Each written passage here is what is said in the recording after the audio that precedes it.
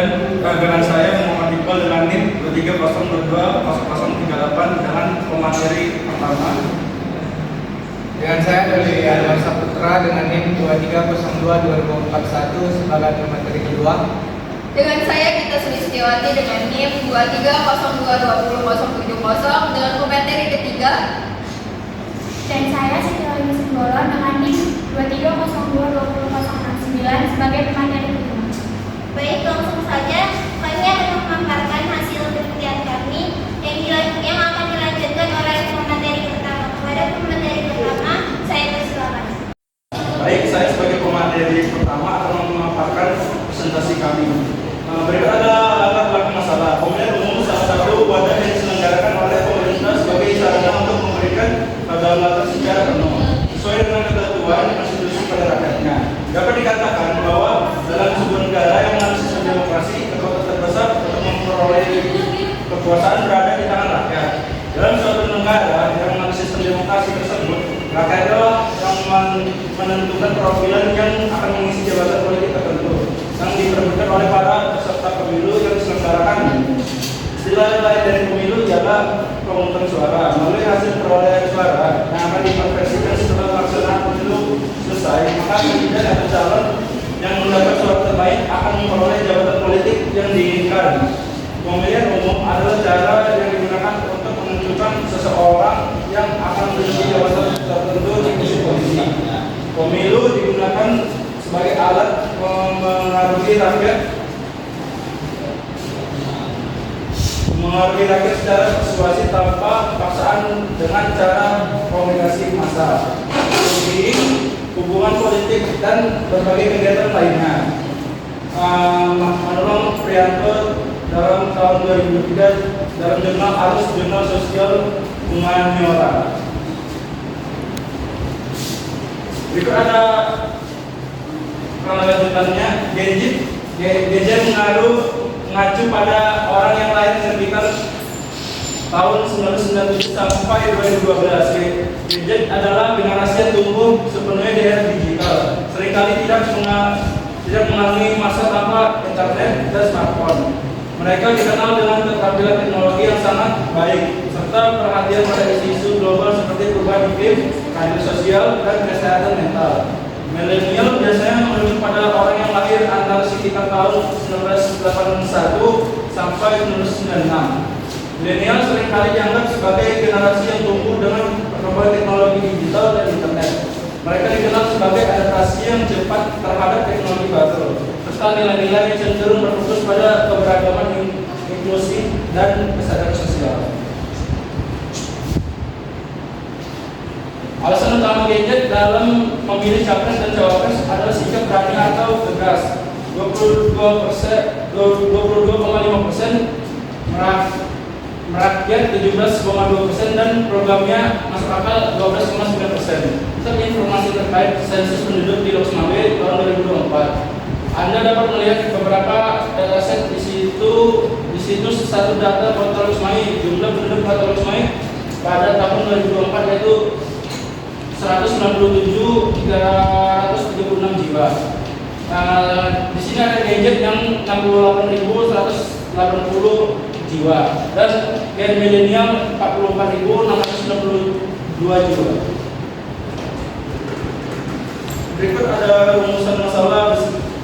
Berdasarkan uraian dari latar belakang tersebut, maka penelitian merumus permasalahan yang akan dijadikan sebagai acuan penelitian. Rumusan masalah sebagai berikut: apakah ada pengaruh terhadap politik gadget dan milenial terhadap Pilpres 2024 di Kota Loks Mabé? Dan ada tujuan masalah. Tujuan yang ingin dicapai dalam penelitian ini adalah untuk mengetahui, menganalisis, mengobservasi pengaruh terhadap politik gadget dan milenial terhadap Pilpres 2024 di Kota Loks Mabé. Dan ada manfaat penelitian. Dasarkan penelitian tentang pengaruh politik gadget dan milenial terhadap Pilpres 2024 memiliki dua manfaat, yaitu yang pertama ada manfaat teoritis. Dasarkan penelitian ini melalui sistem teoritis bermanfaat untuk mengetahui seberapa penting partisipasi dan pengaruh gadget dan milenial terhadap Pilpres 2024. Yang kedua adalah manfaat praktis. Penelitian ini bermanfaat untuk memecahkan persoalan yang dialami gadget dan milenial yang dimana mereka masih awam untuk memilih presiden dan wakil presiden. Dan dalam manfaat praktis ini juga dapat membangun kesadaran gadget dan milenial untuk berpartisipasi dalam pemilu sebagai warga negara. Sekian presentasi dari saya, akan dilanjutkan dengan pemateri kedua. Baik, saya akan melanjutkan pada foto yaitu ada tinjauan bersama. Pada 2 titik 1 yaitu penelitian terdahulu. Pada penelitian terdahulu, peneliti melihat penelitian terdahulu itu yang sejenis. Kami mengambil pegangan teori yaitu dari Wisma Sarava pada tahun 2023. Mahasiswa seperti Universitas Sriwangi dengan deskripsi pengaruh pendidikan politik Gen Z dan milenial terhadap upaya mewujudkan pemilu serentak tahun 2024 yang berintegritas. Penelitian ini bertujuan untuk mengetahui dan mengungkapkan mengenai pengaruh politik Gen Z dan milenial terhadap pemilu di Kota Loksmawe pada tahun 2024. Hasil dari penelitian adalah bahwa pengaruh politik Gen Z dan milenial terhadap pemilu dilakukan mahasiswa dan mahasiswi adalah Gen Z dan generasi milenial sangat berpengaruh dalam partisipasi pemilu dikarenakan sebagian besar suara berasal dari Gen Z dan milenial. Baik, selanjutnya kita memasuki landasan teori. Landasan teori di sini terdapat 3 teori, yaitu ada low theory, middle theory, dan grand theory. Landasan teori politik Gen Z dan milenial. Politik Gen Z dan milenial secara umum mengacu pada bagaimana cara generasi muda ini terlibat dalam dunia politik. Dibanding generasi sebelumnya, mereka memiliki cara pandang yang berbeda dan cara berinteraksi dengan politik yang unik. Politik Gen Z dan milenial adalah tantangan partisipasi, inklusivitas, dan penggunaan teknologi untuk mendorong perubahan sosial. Mereka adalah kekuatan yang harus diperhitungkan dalam dunia politik saat ini. Adapun ciri-ciri Gen Z dan milenial yaitu lebih menyukai kegiatan sosial dibandingkan dengan generasi sebelumnya, lebih suka di perusahaan startup, multitasking, sangat menyukai teknologi dan aktif dalam mengoperasikan teknologi tersebut, lebih berkomitmen terhadap perusahaan, pekerjaan merupakan salah satu prioritas, tapi bukan prioritas utama, menyukai peraturan yang tidak berbelit-belit, menyukai keterbukaan dan transparansi. Selanjutnya memasuki landasan teori pemilu. Pemilu atau pemilihan umum di sini adalah proses demokratis di mana warga negara memilih wakil rakyat dan pejabat pemerintahan secara langsung. Tujuan utama pemilu adalah untuk memberikan kesempatan kepada rakyat dalam menentukan pemimpin dan kebijakan negara, serta menciptakan pemerintahan yang representatif dan akuntabel. Pemilu adalah singkatan dari pemilihan umum. Sederhananya, pemilu adalah proses demokrasi di mana warga negara secara langsung memilih wakil-wakil untuk duduk di lembaga legislatif seperti DPR atau DPD, atau bahkan memilih pemimpin tertinggi negara seperti presiden. Ciri-ciri pemilu di sini yaitu langsung, umum, bebas, rahasia, jujur dan adil, setara, dan transparan. Baik, mungkin itu saja yang dapat saya sampaikan. Akan dilanjutkan oleh pemateri ketiga. Baik, selanjutnya ada langkah konseptual. Pemilihan umum salah satu wadah yang diselenggarakan oleh pemerintah sebagai sarana untuk memberikan kedaulatan secara penuh sesuai dengan ketentuan konstitusi pada rakyatnya. Dapat dikatakan bahwa dalam sebuah negara yang menganut sistem demokrasi, kekuatan terbesar untuk memperoleh kebebasan berada di tangan rakyat. Gen Z mengacu pada orang yang lahir sekitar tahun 1997 sampai dengan 2012. Gen Z generasi yang tumbuh sepenuhnya di era digital, seringkali tidak mengalami masa tanpa internet dan smartphone. Milenial biasanya menunjuk pada orang yang lahir antara sekitar tahun 1981 sampai dengan tahun 1996. Milenial seringkali dianggap sebagai generasi yang tumbuh dengan perkembangan teknologi digital dan internet. Di bawahnya ada pemilu Kota Sumawai terhadap ahli politik generasi Z dan generasi milenial. Selanjutnya ada hipotesis. Menurut Ismail Nurdin dan Sri Hartati 2019, hipotesis adalah satu kesimpulan sementara yang belum final. Jawaban sementara, dugaan sementara yang merupakan konstruk peneliti terhadap masalah penelitian yang menyatakan hubungan antara dua atau lebih variabel. Jadi hipotesis juga dapat dinyatakan sebagai jawaban teoritis terhadap rumusan masalah penelitian, belum jawaban empirik dengan data. H1 bisa diartikan sebagai diduga politik Gen Z dan milenial berpengaruh positif dan signifikan terhadap. Yang selanjutnya saya serahkan kepada pemateri keempat. Baik, di sini saya akan melanjutkan presentasi tentang bab 3 metode penelitian. Yang pertama itu adalah lokasi penelitian. Lokasi penelitian yang dilakukan yaitu di Kota Sumawai. Alasan penelitian mengambil lokasi tersebut karena setelah melakukan observasi terhadap Kota Sumawai tersebut didapatkan hasil yaitu mengetahui, menganalisis, mengobservasi pengaruh terhadap politik Gen Z milenial terhadap Pilpres 2024 di Kota Sumawai. Yang kedua adalah pendekatan dan jenis penelitian. Pada penelitian ini penulis menggunakan metode pendekatan secara kuantitatif. Metode kuantitatif dapat diartikan sebagai metode yang dimana meneliti pada populasi dan sampel tertentu, mengumpulkan data dan menginstrumen penelitian. Jenis metode penelitian yaitu metode survei. Menurut Suryono, metode penelitian survei adalah metode penelitian kuantitatif yang digunakan untuk mendapatkan data yang terjadi pada masa lampau atau saat ini.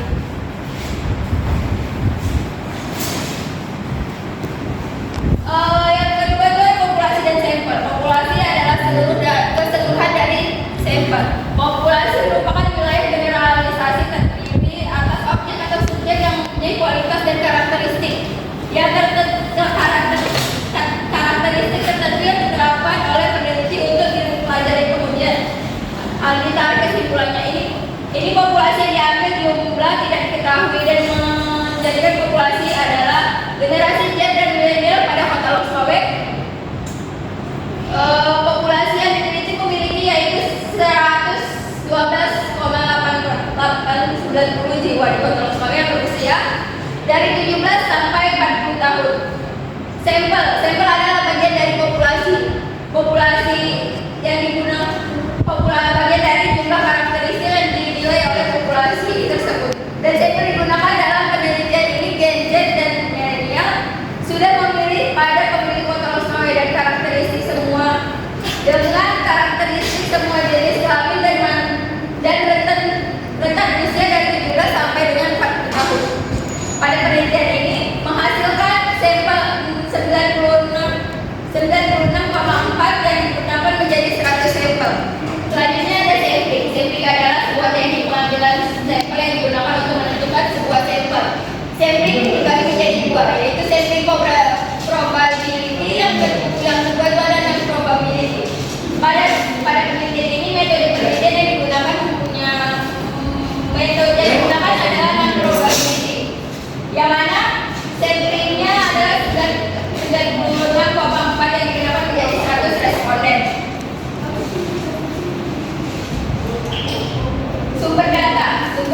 Yang pertama itu ada sumber data Premier. Data dalam penelitian ini adalah data Premier. Data Premier adalah sumber data yang diperoleh langsung dari sumber data diperoleh angket yang dibagikan pada responden. Kemudian responden menjawab dari pertanyaan sistematis. Data Premier yang digunakan dalam penelitian ini diperoleh melalui kuesioner yang dibagikan pada data Premier ini. Kami peneliti memiliki 104 responden dengan jumlah pertanyaan kuesioner 10 pertanyaan. Yang kedua itu ada data sekunder. Data sekunder merupakan data yang diperoleh secara langsung dari sumbernya, biasanya dalam bentuk dokumen atau melalui orang lain. Dalam penelitian ini data sekunder diperoleh dalam membaca artikel, jurnal, skripsi, buku dan internet dan menjadi referensi pendukung. Kemudian penulisan mengumpulkan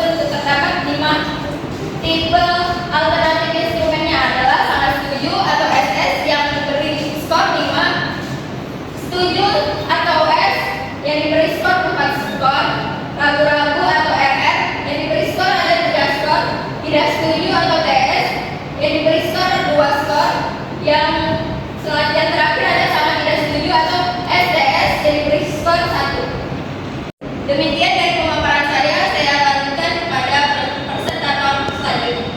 Baik, saya melanjutkan pemaparan materi dari materi sebelumnya. Di sini ada teknik pengumpulan data. Teknik pengumpulan data adalah suatu langkah yang dinilai strategis dalam penelitian karena mempunyai tujuan utama dalam memperoleh data. Pengumpulan data dilakukan untuk memperoleh informasi yang dibutuhkan dalam rangka mencapai tujuan penelitian.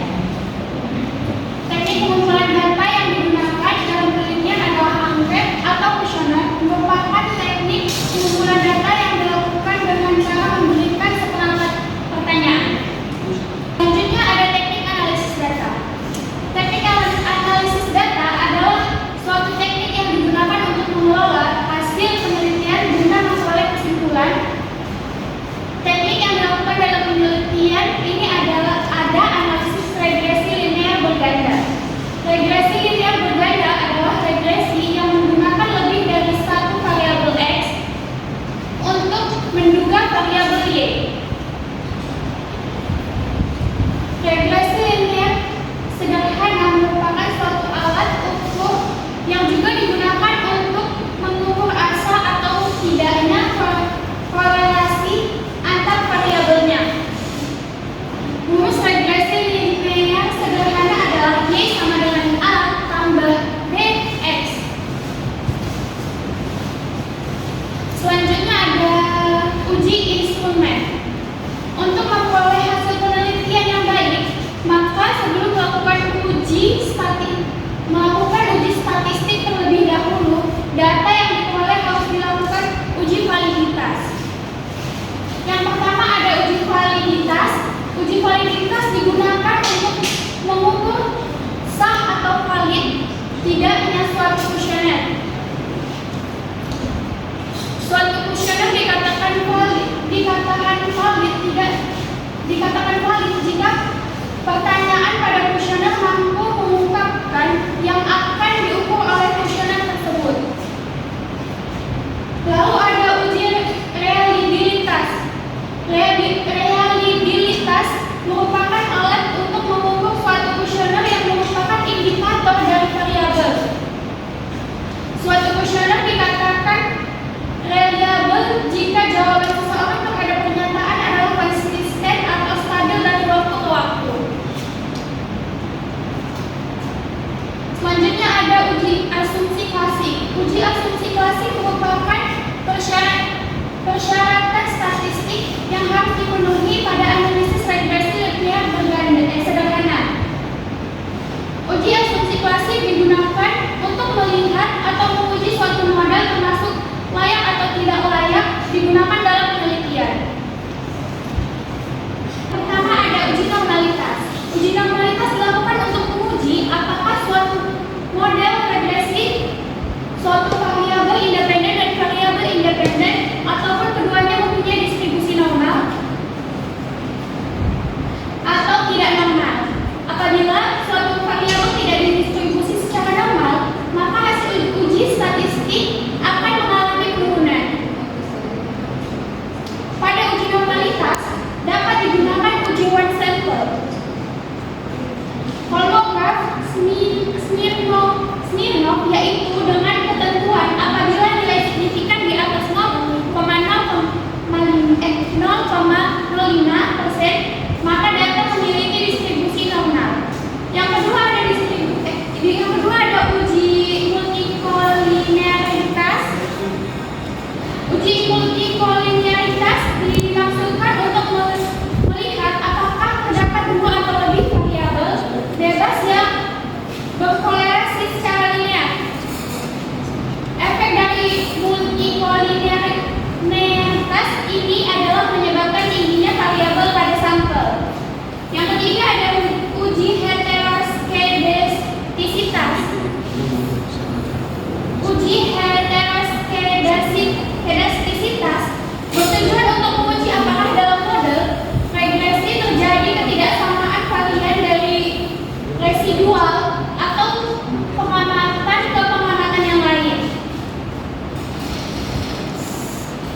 Jika kalian dari residual 1, pengamatan ke pengamatan yang lain tetap, maka disebut homoskedastisitas, dan jika berbeda akan disebut heteroskedastisitas.